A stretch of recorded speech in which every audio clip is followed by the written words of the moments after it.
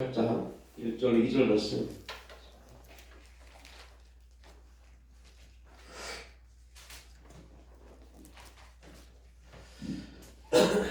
로마서 8장 1절로 2절 말씀 함께 1절 2절 말씀 합독하겠습니다. 그러므로 이제 그리스도 예수와 있는 자에게는 결코 정죄함이 없나니 이는 그리스도 예수와 있는 생명의 성령의 법이 죄와 사망의 법에서 해방하였습니다. 아멘.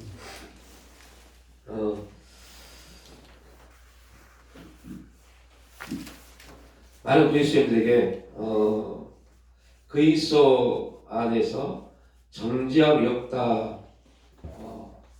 이제 그리스도 안에 있는 자에게는 결코 정죄함이 없나니 이는 그리스도 예수 안에 생명의 성령의 법이 죄와 사망의 법에서 해방하였다. 라고 말씀을 하고 있는 이 말씀에 대해서 이게 무슨 말씀입니까? 라고 물어보면 이 말씀이 무엇을 의미하는지를 알지 못하는 그리스도인들이 거의 60~70%가 됩니다. 저는 개인적으로 60~70%가 아니라 거의 80~90%가 모른다고 봐요. 이게 무슨 내용인지, 이게 사도 바울이 뭘 말하는지 한 80~90%는 모른다고 봅니다. 이제 정죄함이 없다, 우리는 자유케 되었다, 이 말의 의미, 로마서 8장이 말씀하고 있는 내용의 의미, 그 내용의 의미를 알지 못하면 되게 추상적으로 생각합니다. 이제 난 정죄함이 없다고 말합니다. 근데 정죄함이 없다고 하는데 우리가 무엇에 의해서 정죄를 받았는지를 알지를 못합니다. 어떠한 정죄를 받았는지 알지 못하기 때문에 정죄함이 없다고 할 때 거기에 대해서 감흥이 없어요. 말씀에는 감동이 없어요. 정죄함을 받아야만이, 정죄함을 받은 게 있어야만이 이 말씀에서 결코 정죄함이 없다 했어요. 아멘! 하는데 내가 무엇에 의해서 정죄를 받았는지, 어떠한 정죄함을 받았는지를 모르니까 이 복음의 말씀이 전혀 우리 복음으로 틀리지 않습니다. 그냥 성령 안에 있는 사람은 자유하구나. 그런데 문제는 또 질문합니다. 성령 안에 있는 자들은 이제 죄와 사망의 법에서 자유합니다. 그런데 자유가 뭔지를 몰라요. 죄와 사망의 법 안에 있어본 적이 없었기 때문에. 그러니까 죄와 사망의 법이 뭔지도 모르고, 그리고 그 죄와 사망의 법이라는 법에서 정죄를 받아본 적이 없기 때문에 자유가 뭔지 모르고 생명의 성령의 법이 뭔지 모릅니다. 이게 거의 80~90% 대부분의 그리스도인들의 모습이 아닐까라고 생각을 해봅니다. 이 말씀에 들려도 그런 율법에 대해서 정죄를 받아본 적이 없기 때문에 아멘, 할렐루야, 성령 안에서 자유케 되었습니다. 근데 그렇게 고백을 하는데 내가 지금 성령 안에서 자유함으로 살고 있나? 이런 질문을 던져보면 자유가 뭔지를 모르기 때문에, 성령 안에서 뭐가 자유인지를 모르기 때문에 또 거기서 헷갈려합니다. 헤매입니다. 그래서 대부분의 그리스도인들이 그냥 말씀이기 때문에 나는 자유케 되었네. 그 자유를 어떻게 생각해요? 민주주의요. 완전히 인본주의가 들어와가지고 성경 말씀을 다 잘못 해석하게 만들었어요. 자유케 되었다, 이게 민주주의가 되어버렸어요. 민주주의. 그래서 민주주의라는 그 원리가 자유라는 것과 연결되어서 그렇게 해석을 해버립니다. 이거 내 자유인데 나는 이렇게 생각하는데, 나는 이렇게 생각하는데 이게 자유잖아요. 이게 민주주의잖아요. 그래서 오늘 꼭 기억해야 돼요. 우리의 생각이 옳은 게 절대 아닙니다. 자유케 되었다라는 말은, 정확하게 말하면 예배입니다. 예배를 하나님께 드릴 수 있는, 성령 안에서 예배를 드릴 수 있는 사람이 되었다를 의미합니다. 그래서 로마서에서 사도 바울이 말하고자 했는 전체적인 중심이 뭐예요? 복음입니다. 우리를 통해서 복음이 어떻게 이루어진가에 대해서, 이루어지고 그 복음을 통해서 우리가 어떻게 하나님 뜻에 합당한 삶을 살아가는가, 이 주제를 가지고 있는 게 로마 전체의 주제입니다. 복음이 어떻게 우리에게 임하였는지, 그 복음의 출발이 무엇인지에 대해서 1장부터 4장까지 아브라함을 데리고 와서 말씀을 하고 있습니다. 그리고 6장, 7장, 8장, 10장, 5장, 6장, 7장에서 뭐라고 그래요? 그 복음이 아브라함을 통해서 복음이 들어왔는데 문제는 그 복음이 뭐에 의해서요? 율법에 의해서 갇혀져 버렸어요. 그러면 율법이 먼저입니까? 은혜가 먼저입니까? 사람들은요 율법이 먼저라고 해요. 율법이 먼저입니다 라고 말합니다. 이게 굉장히 틀린 겁니다. 율법을 언제 줄였어요? 모세 시대예요. 복음은요? 아브라함 시대. 아브라함의 주게 복음입니다. 믿음이라는 부분을요. 아브라함에게 복음을 주었습니다. 그래서 여러분들 아브라함에게 뭐라고요? 내가 그 믿음을 의로 여겼다고 합니다. 아브라함에게 복음을 줬습니다. 아브라함에게 복음을 줬다. 율법은요 430년 후에 임한 겁니다. 그런데 복음이 먼저였는데 이스라엘 백성들은 율법으로 복음을 가둬버렸어요. 그래서 그들은 온전한 예배를 드리지 못했습니다. 이사야에서 우리가 함께 이사야에서 한 3개월 이전에 나눴죠. 얼마나 멋지게 예배를 드립니까? 얼마나 성대하게 예배를 드립니까?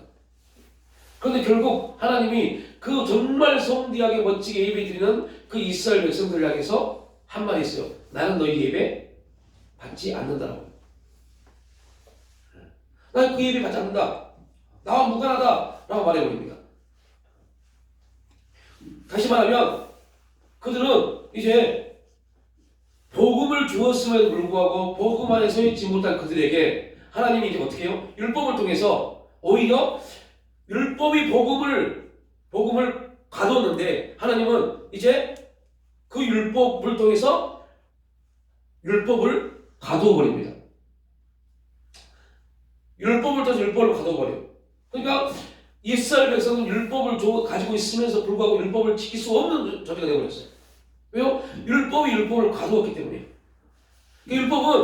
율법은 얼마든지 율법으로 하나님을 만날 수 있습니다. 그런데 왜 율법이 하나님을 만날 수 없을까요? 율법이 율법에 가두어졌어요. 그러니까 다시 말하면 인간이 율법에 예속이 돼서 율법을 통해서 하나님을 만나야 되는데 인간이 율법을 가지려고 했어요. 그게 뭐예요? 죄입니다. 그래서 인간이 율법을 가지려고 지금 이 시에도 우리가 복음 안에 들어가야 되는데 복음을 가지려고 하는 그러한 사람들이 나와요. 그들이 이단입니다. 복음을 자기가 소유하는 것처럼 말을 합니다. 그래서 우리가 소유를 할 것처럼 내가 주를 위해서 우리가 주함이 복음을 위해서 헌신하고 섬기는 건 맞습니다. 그러나 결국 우리는 주함이 복음을 위해서 헌신할 수 없는 존재입니다. 연약한 존재입니다. 하나님이 성령이 역사하지 않으면 오히려 내가 주함이 복음을 위해서 뭐 한다고 행한 것 그것 때문에 우리 죄인이 되어버립니다. 이게 율법에 가두어진 사건입니다. 그러니까 우리가 뭔가를 하려고 막 하는데 결국 뭔가를 했다는 것 때문에 우리는 하나님 앞에 죄인이 되어버려요. 그러니까 뭔가를 했다는 것 그 행위가 죄가 아니라 그 행위를 향한 우리의 열심이 죄가 되어버립니다. 그래서 이스라엘 백성들이 얼마나 행위적으로 아름다운 예배를 드렸고 얼마나 멋지게 신앙생활을 했습니까? 우리가 자칫 잘못하면 구약의 이스라엘 백성들이 패역했다 그러니까 그들의 예배도 안 드리고 뭐 제수도 안 드리고 이렇게 착각할 수 있어요. 아닙니다. 이스라엘 백성들은 행위적인 제사, 우리가 말하는 예배, 정말 우리는 비교할 수 없을 만큼의 정확하게 성대하게 제사를 지냈습니다. 그런데 하나님이 그 예배를 받지 않으신 것 뿐입니다. 우리도 마찬가지예요. 우리가 복음 안에서 그리스도 예수 안에서 드리지 않은 예배는 아무리 멋진 예배일지라도 그 예배는 하나님과 무관합니다. 진짜 거룩한 예배는 조용한 예배가 아니라 그리스도 안에서 드려지는 생명의 성령의 법, 성령을 통해 드려지는 예배가 진짜 거룩한 예배죠. 그래서 예수님이 사마리아 여인에게 하신 말씀이 저 그리스도산, 에발산, 예루살렘 이 장소의 예배가 아니라 그 말은 무슨 말이에요? 너희들이 지금 드리는 성대한 예배, 그러한 예배를 나는 받지 않는다. 이제 신령과 진정으로 드릴 예배가 임할 것이라고 합니다. 그 예배자를 내가는 찾는다고 합니다. 우리가 성령 안에서 자유하지 않으면, 성령 안에서 자유하지 않으면 우리 예배는 하나님과 무관합니다.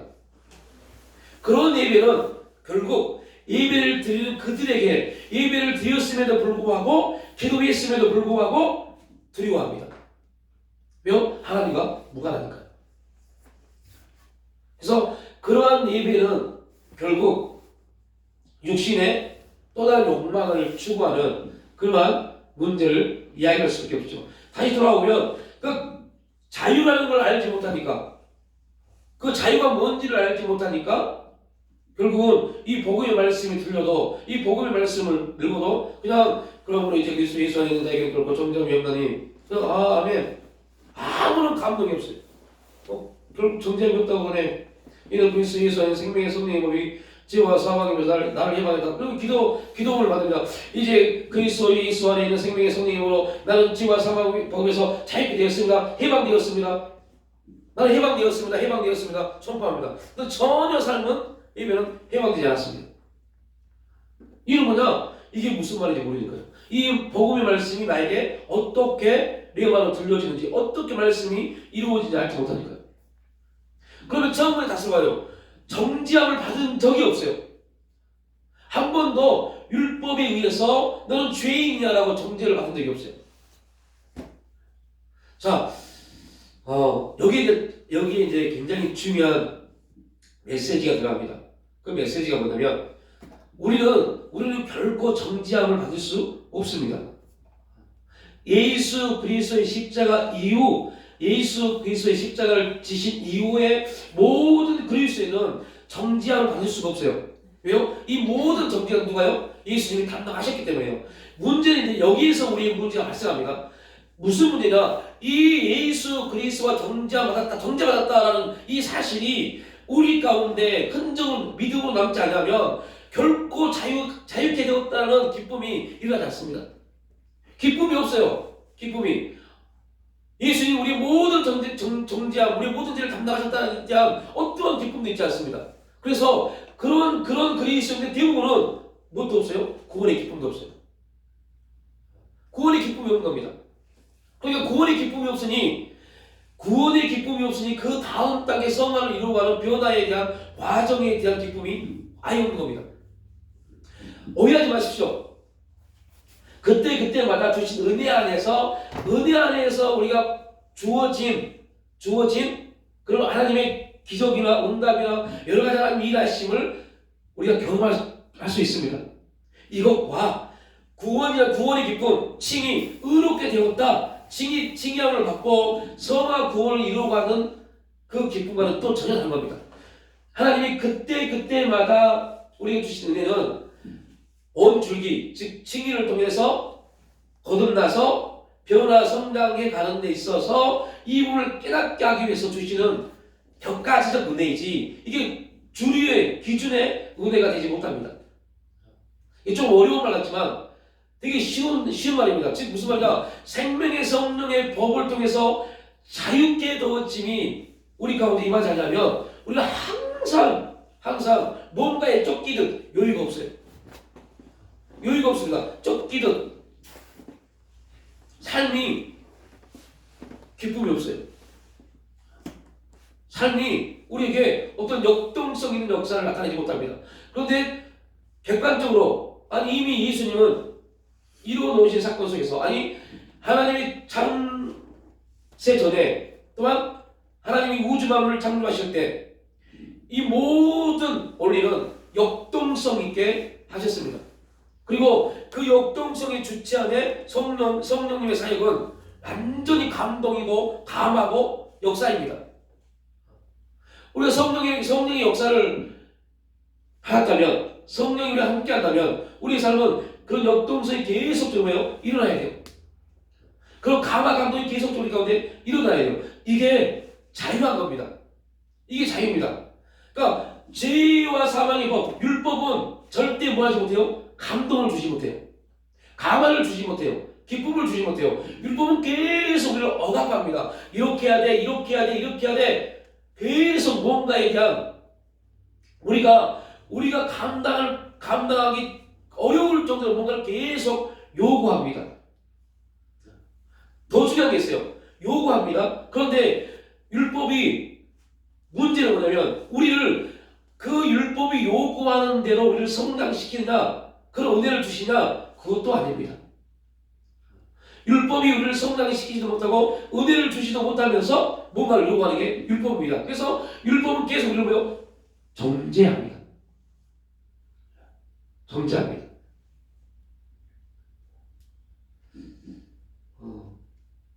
이러한 경험이 즉 은혜 없이 성령의 역사 없이 우리의 열심과 우리의 열정과 우리의 노력을 통해서 열심히 달려왔던 그리고 그 열심히 달려왔던 것들이 우리에게 아무런 효과 없이 열매 없이 허망함과 공허함으로 느껴지는 그것으로 인해서 신앙에 대한 내 믿음에 대한 심각한 찔림이 있는 그런 경험이 있는 사람들은 생명의 성령의 법안에서 자유케 되었다, 해방되었다라는 그 의미가 무엇인지 이제 알기 시작할 겁니다.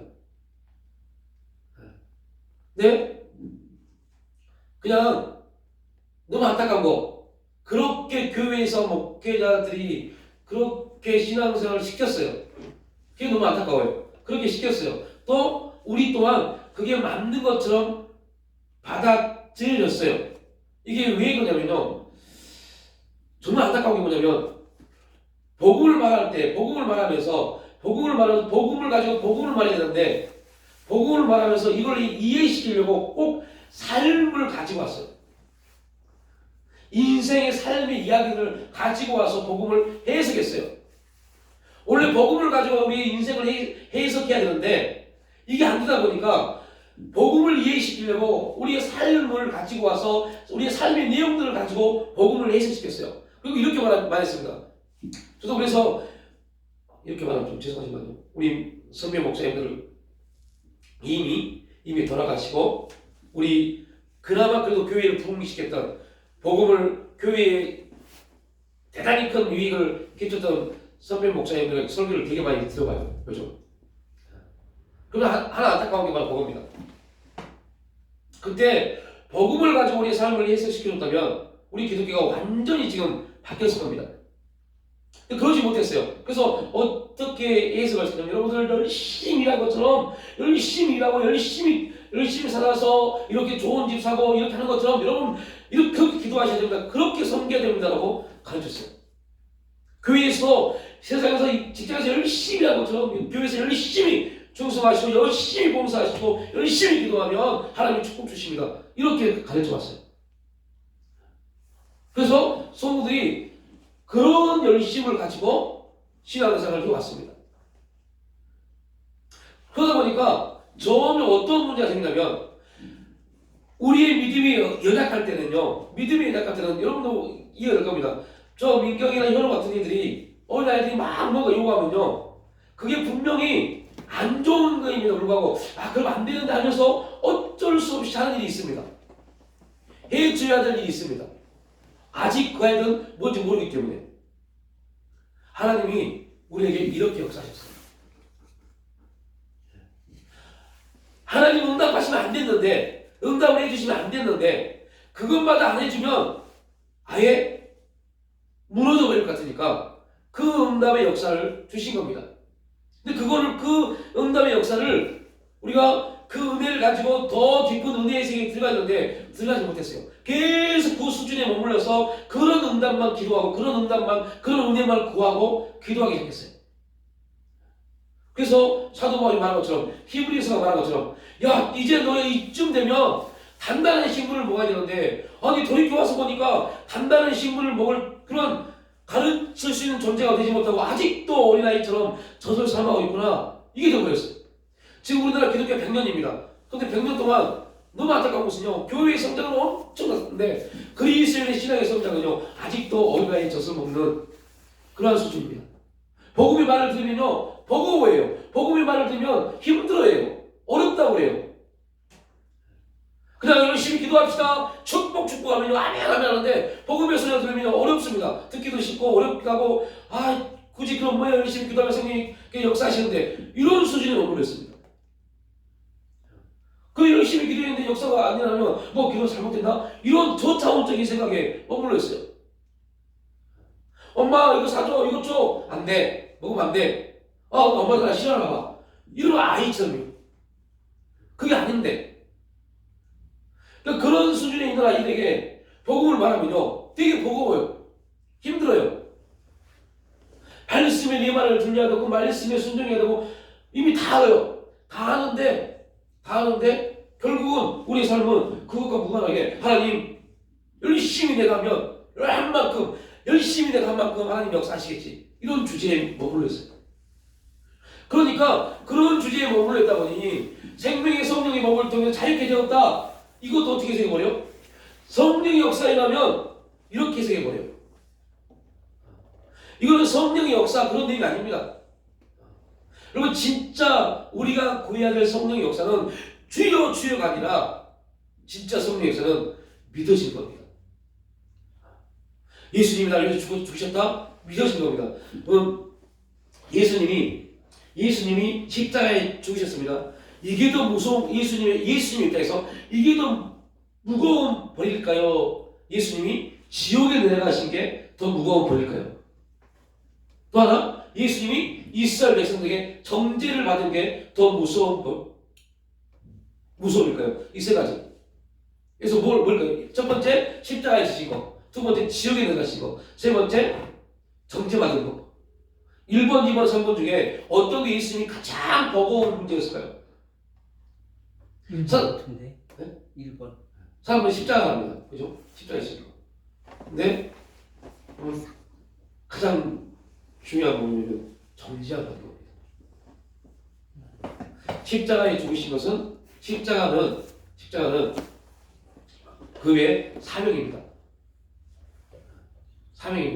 지옥에 내려갔다 오셨습니다. 지옥에 내려갔다 오신 것도 그 외에 사명입니다. 근데 자기 백성에게 죄인이라고 정죄받은 것은요 사명이 아닙니다. 그건 누구 때문에요? 우리 때문에 받을 수밖에 없는 이유였습니다. 그게 예수님의 가장 고통스러운 일입니다. 그것은 그분의 사명이 아니기 때문에. 이 두 가지는 사명이기 때문에 그분은 즐거이 그걸 받으셔서 담당하셨어요. 그런데 이스라엘 백성들을 향해서 정죄, 당신은 죄인이야, 너는 죄인이야. 그런데 이분은 죄인이 아니잖아요, 그죠? 죄인이 아닌데 죄인이 되셨어야 돼요. 그러기 위해서 그들에게 그 종교 지도자들, 그 종교에 의해서 죄인임을, 정죄함을 받았어야 돼요. 그래야만이 그 이후로 당신을 믿는 모든 그리스도인들이 이제 뭐하지 않기 때문에요? 정죄함을 받지 않기 때문에. 그래서 우리는 예수님이 가장 힘들어했던 그 일을, 그래서 우리가 예수님의 그 고난 중간에 예수님이 십자가를 생각하면서 눈물도 흘려보고 얼마나 아프셨을까. 예전에 저는 아내랑 영화 뭐였지 그게? 패션 오브 크라이스트인가? 난 영화를 보러 왔어요. 근데 저 뒤에 어떤 할머니 권사님이신가 봐요. 손자랑 둘이 영화 같이 보러 오셨더라고요. 막 뒤에서 아이고 어떻게 할까 어쩔까 하면서 계속 울고 계시더라고요. 막 예수님이 막 채찍에 맞으시고 십자가를 지고 뒤에서 계속 오세요. 그 조그만 손자가 할머니 왜 울어 물어보고 막 우세요. 그래서 한편으로는 참 저분이 좀 예수님의 고난을 생각하면서 우시가 생각하면서 한편으로는요 되게 안타까웠어요. 왜 안타깝냐면 지금 우리의 가장 큰 죄가 뭘까요? 우리의 가장 큰 죄는요, 우리가 남의 것을 훔치고 이런 윤리적인 죄가 아닙니다. 우리가 누구를요? 예수님을 정죄하고 있는 겁니다. 어떻게 해요? 히브리서 말씀을 가지고 어떻게 해요? 이스라엘 백성들이 광야에서 하나님을 향해서 원망하고 불평했던 것처럼 지금도 수많은 그리스도인들이 하나님을 향해서 예수 그리스도께서 성취, 십자가의 성취 다 이루어 놓으심에도 불구하고 어떻게 이런 거 하셨습니까? 내 인생은 지금 내 삶, 우리 가정은 이런데 이게 이스라엘 백성들이 광야에서 엄마 불평함으로 하나님을 비하하는 것과 똑같은 내용입니다. 너희들은 이러한 음성이 들리거든 너희 마음을 격동하여. 그러니까 우리가 하나님을 예수님을 정죄해요. 그래서 하나님이 가장 싫어한 게 뭐냐면 우리가 말라기서도 나누면서 계속 나눴잖아요. 하나님 당신이 도대체 어떻게 나를 사랑하셨는데요. 이렇게 말하는 순간 우리는 지금 예수님이 십자가를 통해서 다 이뤄놓으셨던 그 사건을 다시 예수님을 십자가에 끌어내려서 또 정죄하는 겁니다. 당신이 한 게 뭔데? 당신이 뭐 십자가에 있다는데 나에게 아무런 의미가 없는데? 가 되어버리는 거예요. 그런데 이걸 전체적인 부분에서 보면 이게 예배입니다. 그러한 삶을 살고 있는 우리가 교회에 와서 예배를 드립니다. 그 예배가 언제나 예배가 되지 못하죠. 우리가 예배에 승리한다 라는 말은 바로 우리 삶 속에서 예수 그리스도 우리를 통해서 영광 받으시는 것. 사탄은 계속 우리를 통해서 예수님이 십자가에 다시 내려오게 만듭니다. 십자가에 다시 내려오게 만듭니다. 그래야만이 예수님의 권위는 스스로 땅에 떨어지지 않습니다. 그런데 예수님의 권위, 하나님의 권위가 땅에 떨어질 수 있는 유일한 통로가 있는데 그게 거듭난 그리스도인들의 삶이에요. 우리를 통해서만 하나님의 권위가 땅에 떨어집니다. 그런데 수많은 그리스도인들은 그걸 알지 못해요. 그냥 내 문제라고 착각해버립니다. 그게 아닌데, 그게 내 문제가 하나님의 권위가 땅에 실추되는, 떨어지는 문제가 되는 겁니다. 이걸 이제 반대로 이제 역설적으로 보자고요. 하나님의 권위가 땅에 떨어졌다. 라는 말은요, 하나님의 권위가 땅에 떨어진 게 문제가 아닙니다. 하나님이 내 인생의 모든 걸 이뤄 놓으셨는데, 그게 나와 전혀 무관한 게 되어버린 겁니다. 그래서 무서운 겁니다. 그래서 사단은 나를 통해서 하나님의 권위를 땅에 떨어뜨려요. 하나님의 권위가 땅에 실추되면, 하나님의 권위가 떨어지면 그 다음부터 사단은 우리를 마음 놓고 갈기갈기 찢어버립니다. 그럼 그 권위가 떨어진다는 건 개인이 얘기하는 거예요? 개인? 그죠? 우리 개개인. 개개인이죠? 네. 그러니까 하나님이 우리에게 엄청난 섭리를 가지고 있고 뜻을 가지고 계시는데 문제는 사단은 우리를 통해서 그 하나님의 섭리와 계획이 아무것도 아니게 만들어버려요. 그러니까 우리가 하나님께 원망하고 불평하고 하나님 앞에 따지는 순간 하나님은 우리와 전혀 무관한 존재가 되어버립니다. 사단이 원하는 게 바로 그겁니다.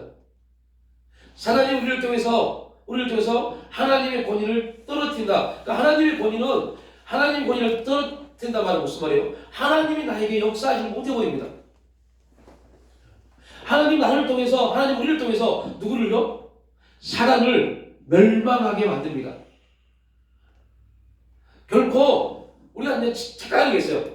하나님은 얼마든지 스스로 누구를요? 사단을 무적응에 맡을 수 있는 분이에요. 사단의 모든 권세를 하나님은 싹 소멸시킬 수 있는 그러한 능력을 가지고 계십니다. 그런데 누구를 통해서요? 그의 자녀들을 통해서요. 그래서 우리에게 그 권세를 주시려고 우리와 똑같이 육신을 입고 예수님이 오셨어요. 그리고 죄를 가지셨어요. 죄를 입으시냐? 죄를 가지셨어요. 죄를 가지고 있기 때문에 그분은 죄인은 사단을 절대 이길 수 없습니다. 죄인은 절대 사단을 이길 수 없습니다. 왜요? 죄인은 사단의 수단이니까요. 죄는 사단이 인간을 넘어뜨린 수단이기 때문에 죄인은 절대 사단을 이길 수 없어요. 그런데 예수님이 죄인이 되신 게 아니라 죄를 가지셨어요. 사단은 그걸 몰라요. 예수님이 죄인이 됐다고 착각한 겁니다. 이게 영적인 비밀입니다. 예수님은 절대 죄인이 아닙니다. 죄를 가지신 겁니다. 그래서 사단은 그걸 모르기 때문에 예수가 이제 뭐가 됐구나? 죄인이 됐구나. 그래서 죄인이 행할 수 있는 세 가지 시험을 하는 겁니다. 죄인의 특징이 뭐예요? 배고픔을 이기지 못합니다. 배고픔을 이기지 못. 한 시간 전만 해도 밥을 먹고 배불러 더 이상 못 먹어 해놓고 한 시간 후에 뭐 하다가 배고프면 또 밥을 찾는 게 죄인입니다. 그래서 제가 그 상담 본부할 때 대규모한 정신과 의사 분이 와서 정신 분석 심리 상담에 대해서 강의를 하셨어요. 제가 그 공부를 조금만 더 열심히 했으면 지금 보건소에 취직했습니다. 근데 그분이 그런 말씀을 치매 걸리신 분들 특징이 뭐예요?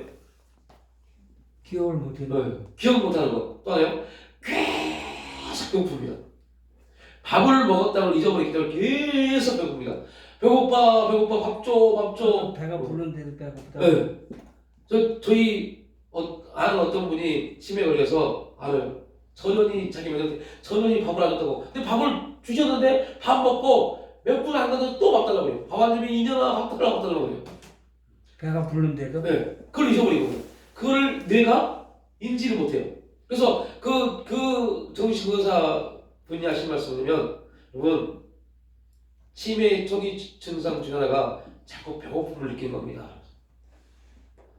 자꾸 배고픔을 느끼는 것은요, 허기짐을 느끼는 것은요, 치매의 초기 증상이 돼요. 근데 그 부분이 이해가 가요. 그러니까 예수님이 죄인이 됐습니다. 죄인이 됐어요. 사단 알아요. 죄인은 절대 배고픔을 이길 수 없습니다. 그래서 예수님이 그걸 사단의 역사, 사단이 어떻게 공격하는 걸 알고 있어요. 그래서 예수님이 40일 동안 뭐하고 와요? 금식하고 옵니다. 금식하고. 그리고 사단은 예수님이 죄인이 됐다. 40일 금식했다. 그러면 이는 절대 뭘 못 이긴다? 먹을 것을 못 이긴다. 그래서 첫 시험이 먹는 문제입니다. 근데 예수님이 죄인이 아니기 때문에 당당하게 하나님 말씀을 가지고 먹는 것을 이겨버립니다. 그러니까 예수님은 결코 어떠한 자리에서 정죄함을 받을 수 없는 그러한 존재였어요. 그런데 그는 그의 백성들로 의해서 정죄함 받았고 십자가에 죽는 그러한 자리에 나갔습니다. 결국 그걸 통해서 우리에게는 이제 어떠한 부분에 있어서도 정죄를 받지 아니할 수 있는 길을 열어주셨죠. 그래서 우리는 죄인이면서 우리 뭐요? 의인입니다. 이것도 같이 죄인과 의인이 죄와 의가 함께 동반될 수 없어요. 동반될 수 없습니다. 그런데 그리스도인에게 너무 특이한 게 있어요. 특이한 게 뭐냐? 우리 안에 육체, 우리 김광찬이라는 사람의 인격이 있고 또 누가 있어요? 하나님의 인격이 있습니다. 또 우리 영이 있고 하나님의 성령이 함께합니다. 도저히 공존할 수 없습니다. 또 우리의 육체는 뭐예요? 죄성이 있습니다. 그런데 예수 그리스도의 거룩한 보혈이 우리 가운데 있습니다. 보혈은 모든 죄를 덮어버립니다. 그러니까 보혈의 기준으로 보면 우리는 죄인이 아닙니다. 근데 이거 꼭 기억하셔야 돼요. 우리가 죄인이 아니라는 것은요, 뭐에 의해서요? 보혈을 기준으로 봤을 때는 죄인이 아닙니다. 근데 나를 기준으로 볼 때 우리는 뭐예요? 죄인입니다. 그러니까 보혈을 기준, 예수 그리스도의 보혈로 우리를 보면 우리는 결코 죄인이 아닙니다. 우리가 이제 여기에서 꼭 알아야 할 거예요. 우리 개혁주의 신학의 가장 중요한 거. 개혁주의 신학이 아닌 모든 종교는 카톨릭까지도요. 우리는 죄인, 그냥 보혈을 가지고 우리를 보는 그 관점을 인정하지 않습니다. 그래서 캐톨릭도 마찬가지입니다. 모든 성도는 신자는 하나님께 나갈 수 없습니다. 참 무서운 종교입니다. 이단입니다. 그럼 우리 기독교는요, 우리 개혁주의는요, 우리가 하나님께 나갈 수 있는 것은요, 어떻게 나갈 수 있어요? 보혈이요. 예수 그리스도의 보혈을 의지해서 가는 겁니다. 그러니까 보혈을 기준으로 하나님 편에 우리가 하나님을 바라볼 때는요, 우리 죄인된 우리로 바라보면 절대 안 됩니다. 결코 하나님을 만날 수 없습니다. 우리가 하나님을 향해 나갈 때는요, 결코 내가 아닌 그리스도의 보혈을 의지해서 나가야 돼요. 그의 보혈을 의지해서 담대히 우리가 보호자 앞에 나갈 수 있는 힘을 얻었습니다. 그래서 보혈을 의지했을 때는, 보혈을 기준으로 봤을 때는, 예수의 피의 기준으로 봤을 때는 우리가 의로운 존재입니다. 근데 우리는 그 의로움만 있느냐? 그렇지 않다는 거죠. 항상 불평하고 불만을 터뜨리고 원망하고 짜증내고 분을 내는 그런 죄성도 가지고 있습니다. 인간의 그 죄성이라는 건 누구나 가지고 있잖아요. 그죠? 그 죄성을 가지고 있습니다. 그 죄성이 예수 그리스도의 보혈로 덮어진다는 얘기 어떻게 돼요? 이제 거기서 이제 그 다음 말이 그겁니다. 그 죄성을 우리는 이길 수 없습니다. 그래서 그 죄성을 이길 수 있도록 하나님이 우리에게 성령을 보내주셨어요. 그 죄성을 가지고는 결코 어떻게든 예수님을 따를 수 없습니다. 그러니까 이제 우리가 예수님을 따라서 누구를 못 봐요? 우리가 잠깐 봤죠? 제자들. 제자들이 3년 반 동안 예수님을 따랐어요. 그리고 그 정도 예수님을 따랐다면요. 여러분, 제가 몇 년 전에, 벌써 한 6, 7년 전이네요. 그때, 유명한, 이제 교수, 목사님이신데, 이분은 원래는 불교 대학의 엄청난 유명한 교수가 되신 분입니다. 근데 이분이 은혜 받고 목사님이 됐어요. 그 교회 가서 불교에 대해서 좀 공부한 적이 있어요. 그게 어떻게, 어떠한 잘못, 문제가 있는지. 근데요, 거기서 깜짝 놀라고, 불교 부처에게도 12명의 지혜가 있는 거 아시죠? 부처에게도 12명의 지혜가 있습니다. 근데 그 제자들의 삶이요, 우리 예수님의 제자들의 삶을 게임도 안 됩니다. 얼마나 청빙하고 윤리적으로 얼마나 기가 막힌 인생 삶을 살았는지. 그들은요, 예수를 부인하지 않았어요. 부처를 부인하지 않았어요. 우리 제자들은요, 그런 엄청난 그런 기적을 봤음에도 불구하고 예수를 부인해버리잖아요. 근데 이 부처의 제자들은 부처를 부인하지 않았어요. 윤리적으로 보면요, 예수님의 제자들은요, 말도 안 되는 행동을 했어요. 근데 결국 하나님이 쓰시는 데 있어 이들 않습니다. 윤리적으로 얼마나 깨끗하고 얼마나 도덕적으로 좋은 않습니다. 정말 말도 안 되는 그런 인생들, 그들을 쓰십니다. 어떻게 해요? 성령을 통해서요. 성령을 통해서요. 그래서 우리가 감사하는 것은 우리는 우리 죄성을 가지고는 절대 예수님과 함께 동행할 수 없는 그러한 존재인데, 하나님의 성령이 우리 가운데 오셔서 우리를 그렇게 예수님과 말씀을 통해서 동행할 수 있는, 말씀을 통해서 하나님과 교제할 수 있는, 성령 안에서 하나님과 연합될 수 있는 놀라운 일들을 만들어 가십니다. 그것이 뭐예요? 자유케 해줬다는 겁니다. 자유케 해줬다는 겁니다. 그게 예배잖아요. 우리를 성령을 통해서 자유케 하신 이유가 있어요. 예배의 승리가 되려. 그래서 우리 삶이 예배의 승리가 되어졌을 때 우리가 주 앞에 나와 이 유형교회 안에서 고백할 수 있는 그 고백의 신앙이 나올 수 있는 겁니다. 삶 속에서 주님과 동행하지 않으면, 삶 속에 성령을 통해서 하나님과 연합되지 않으면, 그러니까 다시 말하면 우리는 이미 객관적으로 보혈을 의지해서 보혈을 통해서 의인이 됐지만 우리의 죄성은 그 의인의 삶을 살지 못합니다. 그래서 우리는 이 죄성이, 그래서 우리 안에 이 두 마음이 계속 싸웁니다. 그래서 사도 바울이 로마서 8장에서 그 말입니다. 나 정말 선을 행하고 싶고, 여기서 선을 행한단 말이죠. 윤리적으로 좋은 삶을 사는 게 아닙니다. 하나님과 동행하고 싶다. 하나님과 동행하고 싶은데, 예수님의 삶을 살고 싶은데, 제자의 삶을 살고 싶은데, 안 되는데? 이것 때문에, 이 문제 때문에 제자의 삶을 살고 싶은데 그 제자의 삶을 살지 못하는 그 공고함이 그를 힘들게 하는 겁니다. 그 삶을 살고 싶은데 그 삶을 살려고 발버둥 치는데 사라지지 않는 겁니다. 왜요? 죄성이 우리를 붙잡기 때문에. 오라 나는 공고한 자로다. 이 죄성, 하나님과 동행하며 예수님의 제자의 삶을 살고 싶고, 예수님의 뜻대로, 예수님의 부르심의 사명대로 살고 싶은데, 예배자의 삶이 내 인생 가운데 이루어지기 원하는데 안 되는데 어떻게 하지? 이 사망, 그게 사망입니다. 이 사망에서 나를 어떻게 벗어날 수 있을까? 어떻게 하면 이 일을 감당할 수 있을까? 그런데 그러면서 25절에 기가 막히게 보면 우리 주 예수 그리스도를 말하면 하나님께 감사하다. 그러면 내 자신이 마음으로는 하나님의 법을, 육신은 제 법을 섬긴다. 딱 그잖아요. 마음으로는 이미 하나님 성령이 함께 하니까요. 성령이 함께하고 예수 그리스도의 보혈을 통해서 내가 의로움이 됐기 때문에 마음으로는 하나님과 함께 하지만 육신, 죄성이 있는 이 죄성이 육신의 법을 섬깁니다. 그래서 여기서 벗어나지 못하는 겁니다. 그래서 마음은 온유한데 육신이 연약해서란 말이 바로 이 말입니다. 육신이 연약한 거다. 왜냐면 육신이 죄성이 계속 끌어들이는 겁니다. 왜 여러분들 오늘 금요 기도회 다 합니다. 금요 기도회 있는 거. 근데 왜 안 나올까요? 일이 있었어요? 아니에요. 일이 있어서 안 나오는 게 아닙니다. 집이 멀었어요? 아닙니다. 뭐 때문에요? 죄성이요.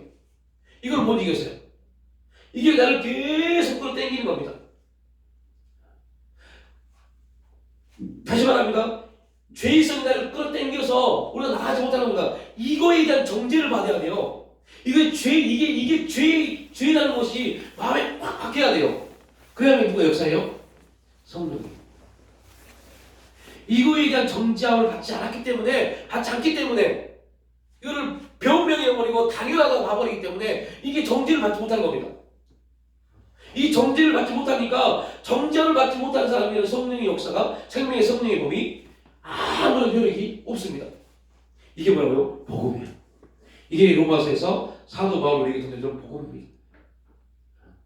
그런 정죄를 받지 못하니까 쉽게 생각해요. 지금 뭐 내 인생, 내 삶이 지금 이러니까, 내 환경이 이러니까, 지금 이럴 수밖에 없으니까, 이게 뭐예요? 죄성이잖아요. 그 죄성이 우리를 끄집어내는 겁니다. 우리 안에는 이미 예수 그리스도의 거룩한 보혈로 그 죄성이 아무런 힘을 발휘하지 못하도록 하나님 은혜를 주셨음에도 불구하고 문제는 거기에 반응하지 않는 겁니다. 그리고 내가 그렇게 행동하고 결정한 것에 대한 부분이 나에게 뭐로 정죄, 죄라고 인정되잖아요. 죄라고 인정되지 않으면 뭐가 역사한다고요? 생명의 성령의 법이 아무런 효과가 없습니다. 이런 복음의 말이 우리에게 들리시잖아요. 정죄함이 뭔지를 모르니까, 그게 뭔지 모르니까 생명의 성령의 법이 우리 가운데 어떠한 자유를 줬는지에 대해서 전혀 감각이 없는 겁니다. 해방되었네, 자유케 되었다는 말이 전혀. 그래서 그리스도인의 삶은 우리가 주를 위해서 뭔가 사는 것이 아니라 내 안에 있는 그리스도의 생명이 나를 통해 드러나는 것을 말합니다. 이게 성도의 삶입니다. 나를 통해서 나타나게 돼요. 내가 이렇게 행했다가 아니라 분명 실제 삶은 실제 우리 육신적 우리의 삶을 기준으로 보면 내가 이렇게 행했다가 아닙니다. 근데 영적인 삶에서는요, 내가 그렇게 행한 것이 아니라 내 안에서 그리스도께서 그렇게 행하신 겁니다. 이 고백이 돼야 돼요.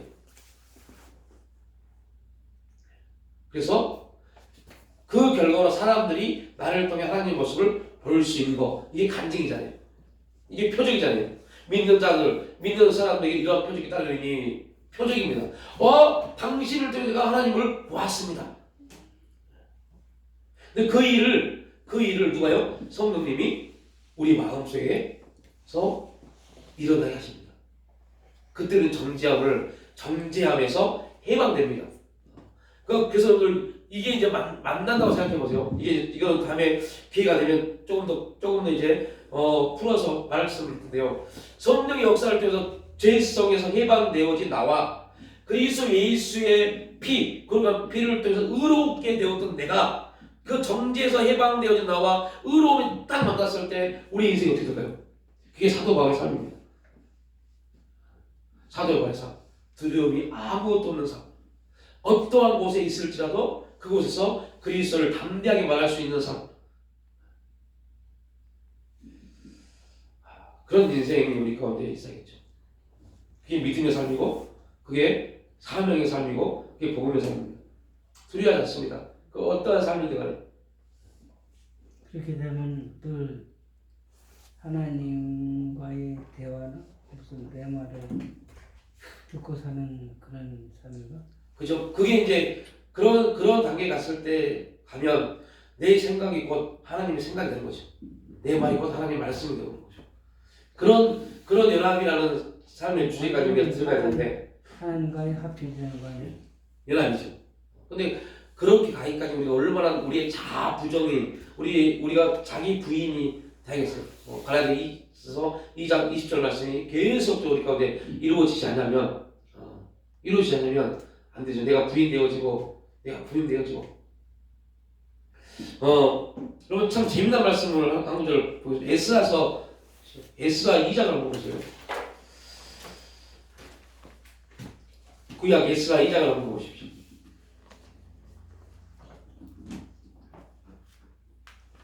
에스라서에 보면 에스라서 2장은요 어떤 말씀이냐면 이제 바사와 고레스를 통해서 이제 하나님의 언약대로 이스라엘 백성들이 돌아오는 장면이 나오는 그 사건이 쭉 기록되어 있습니다. 그리고 2장에는 그 돌아온 사람들의 족속들이 어떠한 족속들인지 쫙 되게 에스라서 제일 읽기 싫은 장면입니다. 뭐 누구로 몇 명이 돌아가고 몇 명이 그렇고 어떤 족속 자손은 몇천 명이 돌아가고 쭉 나옵니다. 근데 우리가 봐야 될 주제는요 43절부터 43절부터 54절입니다.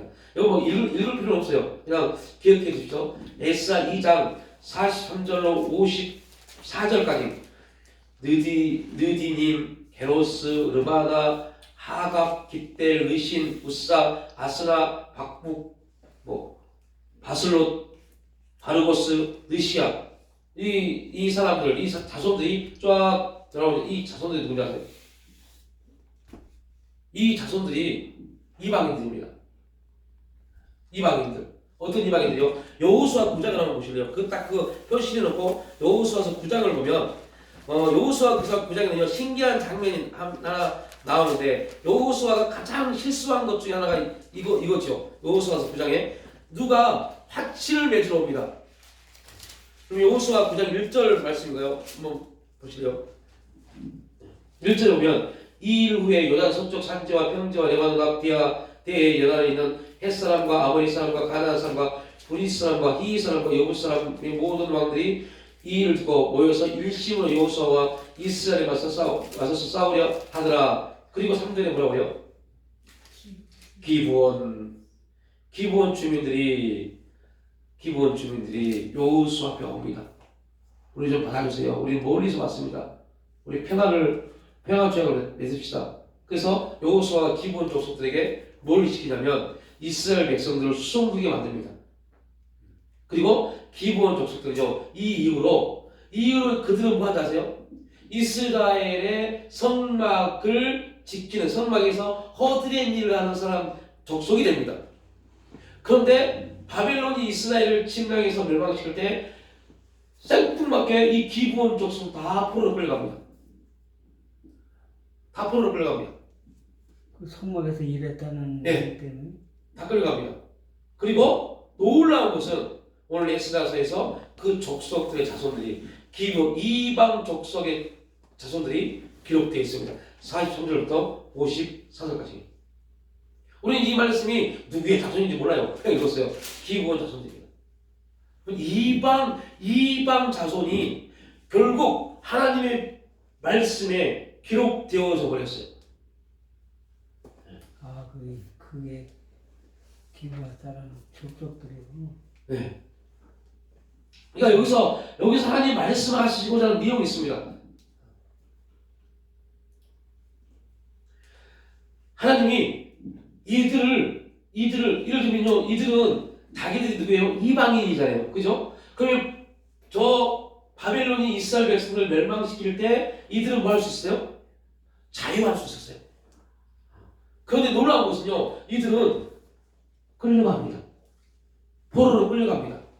이스라엘 백성들이 1차, 2차 끌려갑니다. 1차 끌려갈 때 누가 끌려가요? 왕족들이요, 귀족들이요. 이 사람들은 2차로 끌려간 사람들입니다. 이 기브온 족속들은요. 그러면 알아요. 얼마나 고통스러운 삶 가운데 바벨론으로 끌려갔는지. 그럼 이 사람들은 뭐라고 할까요? 우리 이방입니다. 우리 이스라엘과 다른 사람들입니다. 우리는 여기서 종으로 노예로 살았습니다. 그래서 이들은 해방받을 수 있었어요. 그런데 말도 안 했다가. 그런데 그들은 똑같이 포로로 끌려갑니다. 왜 그럴까? 이들은 예배가 뭔지를 아는 사람입니다. 성전에서 허드렛 일을 하면서 하나님의 영광을 본 사람들입니다. 그 영광이 임할 때 어떠한 일이 벌어지는지를 이들은 알았던 사람들입니다. 이게 여러분 하나님이 예배의 자리에 있는 사람들 그들에게 나타나는 놀라운 일들의 현상들을 지금 말씀하고 있습니다. 이스라엘 백성들이 출애굽 때도 동일한 일이 벌어지잖아요. 출애굽 때도 이스라엘 백성들만 출애굽한 게 아니었어요. 예굽인들도 있었고 또 예굽의 이스라엘 백성들 외에 또 다른 포로도 있었어요. 그 족속도 함께 출애굽합니다. 그리고 그 족속들 중에 어떠한 족속들은 하나님이 언약의 표징으로 행했던 할례도 다 합니다. 그리고 그들은 뭐가 돼요? 이스라엘의 민족이 되어버립니다. 그러니까 이방인이면서도 그죠. 할례를 받고. 그 중에 제일 유명한 사람 누구예요? 이방인이면서 이스라엘 족속으로 들어온 제일 유명한 사람이에요. 알아야 돼요. 가나안 전쟁에서 가나안을 들어가면서 가장 중요한 인물 중 한 인물입니다. 갈렙. 갈렙의 족속은 이방 족속입니다. 갈렙 족속은 이방 족속입니다. 그런데 그 갈렙 족속을 통해서 하나님은 어떤 일이 벌어지냐면요. 그 갈렙 족속이 유다 족속과 연합돼 버립니다. 그리고 그 갈렙 족속을 통해서 어디요? 유다 족속의 가장 중심적인 헤브론 땅을 점령한 일을 일으키십니다. 그들은 하나님의 영광을 봤어요. 유다 족속인 줄 알았더니 이방 족속입니다. 그러니까 그들은 하나님의 영광을 보고 그 영광 가운데 그들은 자신의 모든 것을 버리고, 그러니까 우리가 말하면 무슨 말이냐면 새 자아가 된 겁니다. 그리스도인이 된 겁니다. 옛사람을 벗어버리고 그리스도인이 되어버린 겁니다. 그리스도인이 되기를 작정한 겁니다. 그러니까 이걸 보면 우리가 하나님 앞에 복음 앞에 말씀 앞에 서면 하나님 앞에 서면 우리 그 삶을 보고 사람들은 하나님 앞에 우리의 예배의 삶을 통해서 변화되어지는 그런 역사가 나타날 수 있다는 거죠. 이방인들 이들 또한 예배의 자리에서 하나님의 영광을 보고 그 영광을 보고 그들은 포로로 갈 필요도 없는데 포로로 끌려갔고 결국은 포로의 명단, 포로에 돌아올 때 명단에 들어가 버리는 엄청난 축복이 들어갑니다. 여러분들 이 말씀을 읽을 때마다 우리는 몰랐지만 이 말씀을 읽을 때마다 뭐가 선포되는 거예요? 이방 족속 기브원에 그들이 처음에 들어올 때 여호수아 9장에서 처음에 이스라엘 민족과 이스라엘 민족인 가나안 땅에 들어올 때 어떻게 들어왔어요? 거짓말. 숨겨서 들어왔어요. 근데 결국 그들이 거짓에서 들어와서 이스라엘 백성들의 일에 있어서 허드렛 일을 하는 족속이었지만 그들은 그 허드렛 일을 통해서 뭘 받냐면 하나님 영광, 임재 영광을 받습니다. 저는 이 말씀을 읽으면서 가장 기억나는 사람이 브라더 로렌스 형제. 로렌스 형제가 수사가 되고 싶었어요. 신부가 되고 싶었어요. 그래서 수도원에 들어갑니다. 다른 건 다 통과되는데 꼭 어떠한 문제에 걸려서 계속 떨어져요. 그래서 집에 돌아가야 될, 이제 집으로 돌아가야 될 그런 이제 입장이 됩니다. 근데 수사가 되기 위해서 모든 걸 다 포기하고 수도원에 들어왔는데 돌아갈 수가 없어요. 그래서 그 로렌스 형제는 나는 이 수도원에서 수사가 신부가 되기 위해서 훈련하는 그들을 위해서 섬기겠다. 그래서 식당에서 봉사합니다. 식당에서 봉사하면서 매일매일 하나님과 교제하죠. 그런데 어느 날부터 그 신부가 되려고 훈련했던 이 사람은 신부가 되려고 수사가 되지 못했는데 수사가 된 그들이 로렌스 형제한테 와서 하나님의 음성을 묻기 시작합니다. 그분들 놀라운 것은 하나님의 일하심은 우리가 전혀 다른 부분에 있다는 것. 원래는 로렌스 형제의 가장 큰 그 마음의 소망이 뭐였겠어요? 저 열심히 고행하고 노력하고 훈련하는 그들에게 하나님 어떤 은혜를 주셨는지 대한 일을 듣고 싶었는데 오히려 그들이 와서 밥을 먹으려고 식당에 와서 그 로렌스 형제한테 물어봅니다. 하나님이 지금 당신이 어떤 영상을 계십니까?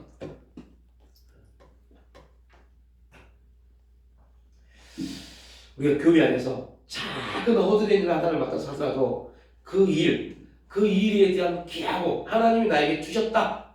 하나님이 나에게 허락하셨다. 이게 소명이잖아요. 그 부분이 딱 우리 안에 믿어진다면 우리 움직임 하나하나가 하나님께 엄청난 고백이요 역사가 되고 영광이 되는 겁니다. 우리 하는 일들이 다 그렇게